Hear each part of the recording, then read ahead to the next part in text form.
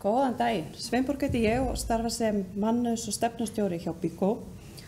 Og ég ætla að fá að fara yfir aðeins með ykkur hvernig við brúum þetta bil yfir á 3. æviskeiðið. Við viljum eiginlega ekki tala starfslok, heldur að þau séu að hefja þetta 3. æviskeið.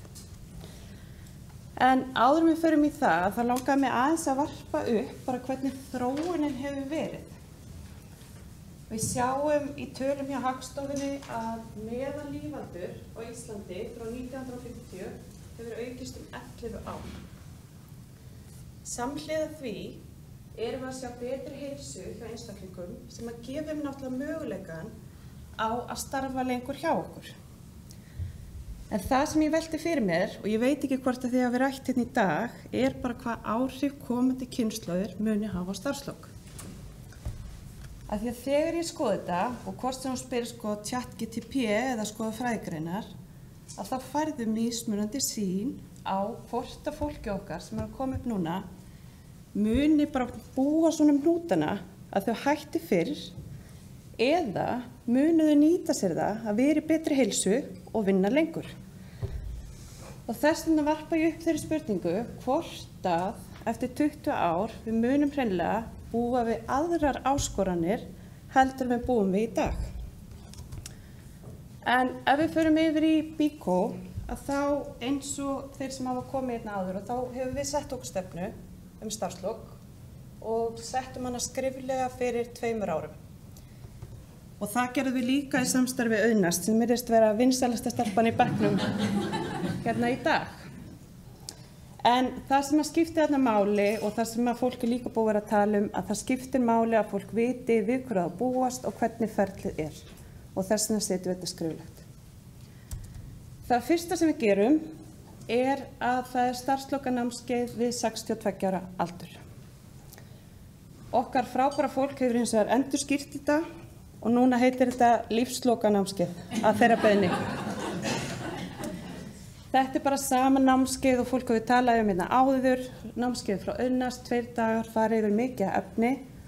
Og það sem ég finnst jákvæðast við þetta námskeið er að fólki okkar horfir á starfslokin í allt öðru sjónarhorni eftir námskeiðið heldur en að gerði fyrir. Og eins og vísa þá bjóðum við líka maka velkomin á þetta námskeið. Við vorum alltaf með þetta við held ég 64 ára aldur. En svo hvíslaði einhver fugl að mér að það skipti máli fyrir 63 ára aldur hvort þú ætlar að skipta lífeyrinum jafnt á milli maka eða þú heldur þínum og makinn heldur þínum. Þið eru meiri sérfræðingar í því en ég, en við allan að færum þetta niður og höfum ekki fundið fyrir þessari tregðu að fólk vilji ekki koma fyrr. Næsta skref er þarna í rauninni bara eftir námskeiðið og fólk hefur þarna þá smá tíma til þess að áætla starfsloki sín. En þá bjóðum við þeim að fara í einstaklingsráðgjöf hjá fjármálaráðgjafa til þess að skoða hver þeirra réttindi eru og hverjar greiðslurnar verða. Og oftar en ekki eiga þau miklu meira inni heldur en þau gerðu sér grein fyrir. Þannig að það eru aðilar sem að héldu þyrftu að vinna lengur, geta í rauninni hætt fyrir þau raunverulega að fara að skoða hvað þau fá greitt.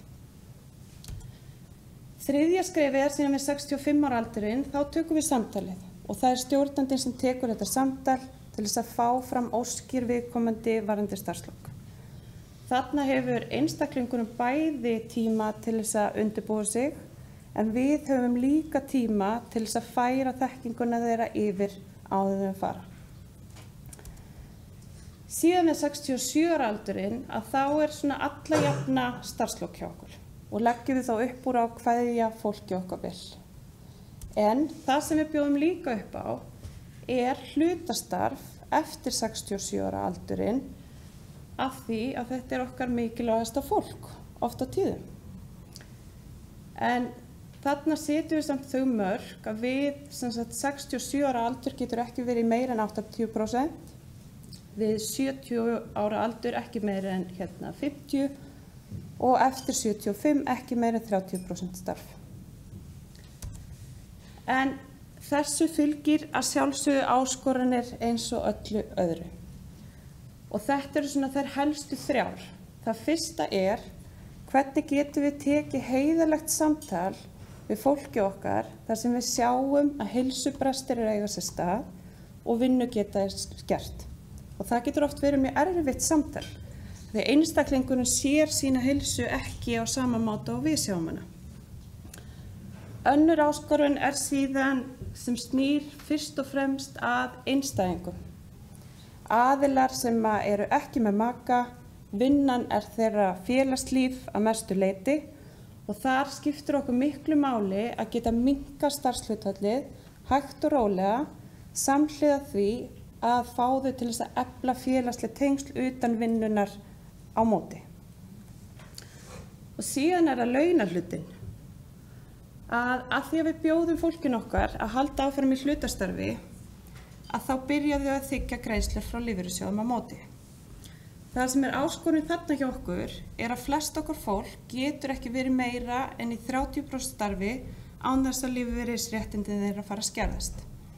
Þannig að okkar fallega hugsun að fólk geti minnkað við sig hægt og rólega fellur á launahlutunum. Af því að þá fara flestir úr 100% starfi og yfir í 30% í staðinn fyrir að fara fyrst í 80, svo 50 og trappa sig niður. En af hverju skiptir þetta máli? Það er bara einfaldlega þannig að þetta fólk er oftast fólk sem hefur starfað hjá okkur í lengri tíma, er með mikla þekkingu og mikla reynslu og þeir kostir skila sér 150% í bestu þjónustunni til okkar viðskiptavina. Þannig að með því að gera þetta svona, þá getur þetta bæði verið til hagsbóta fyrir einstaklingin en líka fyrir félagið. Og það var ekki meira. Takk fyrir mig.